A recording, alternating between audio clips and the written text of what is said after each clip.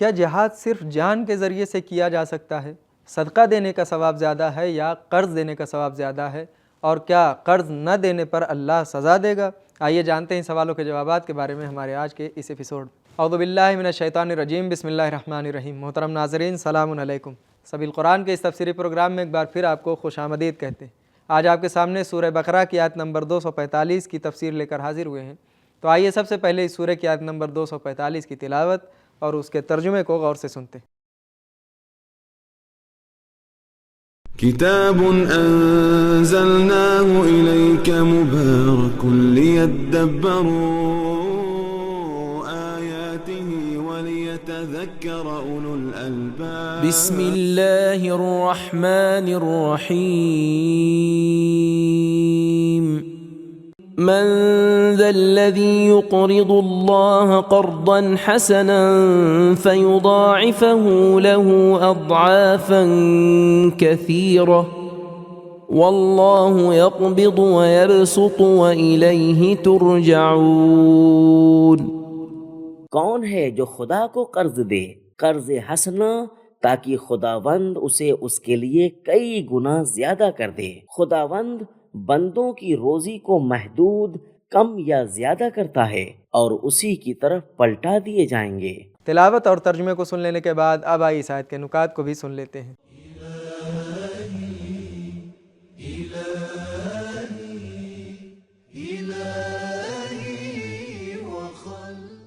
مختلف تفسیروں میں ہے کہ گزشتہ آیت جو لوگوں کو جہاد کی ترغیب دلا رہی تھی، یہ آیت مومنین کو انفاق کرنے اور قرض دینے پر ابھار رہی ہے، اس لیے کہ جس طرح معاشرے کو پرامن اور محفوظ رکھنے کے لیے جہاد اور مخلصانہ کوشش کی ضرورت ہوتی ہے، اسی معاشرے میں محروموں کی ضروریات کو پورا کرنے کے لیے اور جہاد کے وسائل اکٹھا کرنے کے لیے مادی امداد کی ضرورت ہوتی ہے۔ تفسیر کبیر، تفسیر کاشف، تفسیر نمونہ۔ اللہ تعالیٰ کو قرض دینے کی بات قرآن پاک میں 7 مرتبہ آئی ہے۔ تفسیر مجموع البیان میں قرض الحسنہ کے لیے چند شرائط بیان ہوئی ہیں، من جملہ حلال مال سے ہو، صحیح و سالم مال سے ہو، ضروری اخراجات کے لیے ہو، احسان نہ جتایا جائے، ریاکاری نہ ہو، مخفی طریقے پر ہو، رضامندی اور ایثار و قربانی کے جذبے کے ساتھ ہو، جلدی ادا کیا جائے۔ قرض دینے والا اس توفیق کے حاصل ہونے پر اللہ تعالیٰ کا شکر ادا کرے، قرض لینے والے کی عزت و آبرو کو محفوظ رکھا جائے۔ تفسیر مجموع البیان ذیل آیت 11 سورہ حدید۔ قرض عربی زبان میں اس کے معنی کاٹنا ہے۔ اس ادھار کو جو قرض کہا جاتا ہے اس لیے کہا جاتا ہے کہ مال کا کچھ حصہ کاٹ کر دوسرے کو دے دیا جاتا ہے اور پھر واپس لے لیا جاتا ہے۔ بسط کا معنی وسعت اور کشادگی ہے۔ بساط ایسی چیز کو کہا جاتا ہے جو زمین میں پھیل چکی ہو۔ جہاد کبھی جان کے ذریعے ہے جس کا گزشتہ آیت میں ذکر ہوا، اور کبھی جہاد مال کے ساتھ ہے جس کا اس آیت میں تذکرہ کیا گیا ہے۔ کثیرہ لفظ کا کلمہ اضعاف کے ساتھ آنا اس کے معنی میں اضافہ کرتا ہے، یعنی بہت زیادہ اجر و ثواب اور بدلہ دیا جائے گا۔ یضاعفہ کی بجائے یضاعفہ کا استعمال بھی بتاتا ہے کہ اس میں مبالغہ کا صیغہ پایا جا رہا ہے اور یہ بہت زیادہ کے معنی دیتا ہے۔ تفسیر روح المعانی۔ اللہ تعالیٰ کو قرض دینے کی تعبیر اس بات کی علامت ہے کہ کسی بھی شخص کو قرض الحسنہ دینے سے اس کا اجر و ثواب اللہ تعالیٰ اپنے ذمے لے لیتا ہے، جو کہ اس کی ذات کی طرف بے نہایت ہے۔ قرض کا حکم دینے کے بجائے اللہ تعالیٰ سوال فرما رہا ہے کہ کون ہے جو مجھے قرض دے۔ ایسا اس لیے ہے تاکہ لوگ قرض دیتے وقت اپنے اندر کڑواہٹ اور سختی محسوس نہ کریں، بلکہ خوشی، رغبت اور شوق سے دوسرے لوگوں کو قرض دیا کریں۔ انسان کیونکہ فطرتاً ہر کام میں منفعت چاہتا ہے، اس لیے اللہ تعالیٰ نے اس غریزے سے فائدہ اٹھاتے ہوئے فرمایا کہ یضاعفہ لہ ضعافا، لوگوں کو قرض دینے کے بجائے خود کو لوگوں کی جگہ رکھتے ہوئے فرمایا، کون ہے جو اللہ کو قرض دے؟ ایسا اس لیے کیا تاکہ فقراء اور غرباء اس بات کا احساس کریں کہ اللہ تعالیٰ ان کی جگہ اپنے آپ کو رکھتا ہے اور خداوند ان سے کس قدر محبت کرتا ہے، اور یہ کہ وہ ذلت و حقارت کا احساس نہ کریں۔ ہمارا وجود اور جو کچھ ہمارے پاس ہے اس کے باوجود کہ یہ سب کچھ اللہ سے ہے، لیکن بعض اوقات اللہ خود کو گاہک کے طور پر اور کبھی قرض لینے والے کے طور پر پیش کرتا ہے تاکہ ہمیں ان امور کی طرف متوجہ کرے اور انہیں انجام دینے کی ترغیب دے۔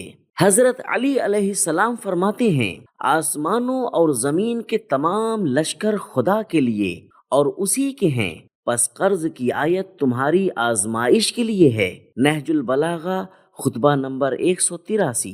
امام موسیٰ کاظم علیہ السلام فرماتے ہیں کہ خداوند کو قرض دینے کا ایک مصداق امام معصوم علیہ السلام کی مالی مدد کرنا ہے۔ تفسیر روح البیان جلد نمبر 1 صفحہ نمبر 381۔ آیت میں اگرچہ قبض و بسط کی نسبت اللہ سے دی گئی ہے، لیکن روایات میں ہے کہ جو شخص لوگوں کے نسبت کشادہ دست ہے اللہ تعالیٰ بھی اس کو کشادہ دست کر دیتا ہے، اور جو کوئی لوگوں کی نسبت کنجوسی کرے تو اللہ تعالیٰ بھی اسے تنگ دست کر دیتا ہے۔ روایات میں ہے کہ قرض کا اجر و ثواب 18 برابر ہے، جبکہ صدقہ کا ثواب صرف 10 برابر ہے۔ بہار جلد نمبر 74 صفحہ نمبر 311۔ اس کی دلیل یوں بیان کی گئی ہے کہ قرض کو محتاج و ضرورت مند افراد حاصل کرنے کی کوشش کرتے ہیں، جبکہ صدقہ اور بخشش کبھی غیر محتاج کو بھی دی جاتی ہے۔ بہار جلد نمبر 100 صفحہ نمبر 138۔ روایات میں ہے کہ جو کوئی کسی کو قرض دے سکتا ہو لیکن وہ کسی کو قرض نہ دے تو اللہ تعالیٰ جنت کی خوشبو تک اس پر حرام کر دے گا۔ بہار جلد نمبر 100 صفحہ نمبر 138۔ جب یہ آیت من جاء بالحسنۃ فلہ خیر منہا سورہ نمل آیت نمبر 89، یعنی جو کوئی نیک عمل کے ساتھ آئے گا تو اسے اس سے بہتر عطا کیا جائے گا، نازل ہوئی تو پیغمبر خدا صلی اللہ علیہ وآلہ وسلم نے اس کو بڑھانے کی درخواست کی۔ آیت نازل ہوئی فَلَهُ عَشْرُ أَمْثَالِهَا سورہ انعام آیت نمبر 160، یعنی اسے 10 برابر دیا جائے گا۔ آپ صلی اللہ علیہ وآلہ وسلم نے اس سے بھی زیادہ کی درخواست کی تو قرض الحسنہ کی آیت نازل ہوئی اور فرمایا گیا اضعافاً کثیرہ۔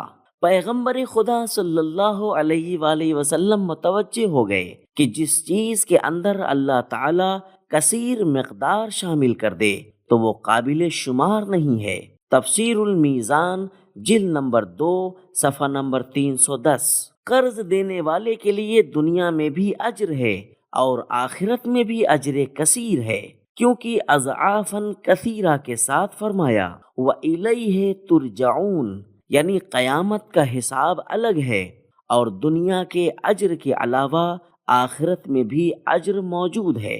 غلط تعلیم اور غلط نتیجہ گیری کا سد باب کرنا چاہیے۔ اگر خدا نے آیت کے آغاز میں نرم لہجے میں لوگوں سے قرض مانگا ہے تو آخر میں واللہ یقبض ویثبت بھی فرمایا ہے، تاکہ کہیں ایسا نہ ہو کہ کچھ لوگ یہودیوں کی طرح گمان کرنے لگیں کہ خدا کسی کا محتاج ہے، اور یہ نہ کہنے لگیں کہ ان اللہ فقیر ونحن اغنیاء سورہ آل عمران آیت نمبر 181، یعنی خدا فقیر ہے اور ہم دولت مند ہیں۔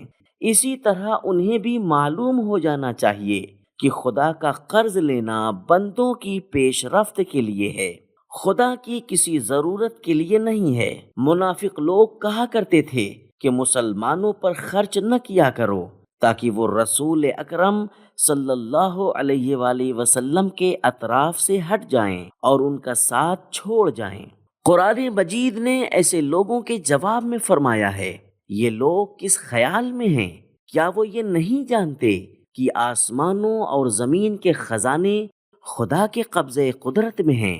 سورہ منافقون آیت نمبر 7۔ نکات کو سن لینے کے بعد اب آئیے ساتھ میں موجودہ پیغامات کو بھی غور سے سن لیتے ہیں۔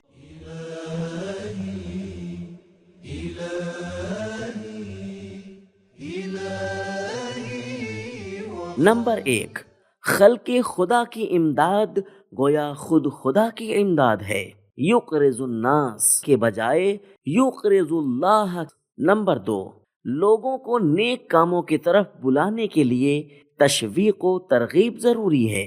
نمبر 3، اگر ہم یہ یقین کر لیں کہ رزق اور اسباب کی وسعت اور تنگی خدا کے ہاتھ میں ہے تو ہم بڑے آرام و سکون سے اس کی راہ میں خرچ کریں گے۔ نمبر 4، اگر ہمیں اس بات کا یقین ہو جائے کہ ہمیں اسی کی بارگاہ میں لوٹ کر جانا ہے اور جو کچھ ہم خرچ کر چکے ہیں وہ ہمیں واپس ملے گا تو ہم خوشی کے ساتھ اس کی راہ میں خرچ کریں گے۔ تو ناظرین کرام، ہم نے یہ جانا کہ جہاد صرف جان کے ذریعے نہیں ہوتا بلکہ مال کے ذریعے بھی جہاد کیا جا سکتا ہے۔ روایات میں ہے کہ قرض دینے کا ثواب 18 برابر ہے جبکہ صدقہ دینے کا ثواب صرف 10 برابر ہے، اور روایات میں ہے کہ اگر کوئی انسان کسی کو قرض دے سکتا ہو اور اس کے باوجود وہ قرض نہ دے تو اللہ جنت کی خوشبو تک اس پر حرام کر دیتا ہے۔ یہ تھے ہمارے سوالوں کے جوابات۔ ملتے ہیں اگلے ایپیسوڈ میں، تب تک کے لیے خدا حافظ۔ سبیل قرآن، قرآنی سماج کی پہچان۔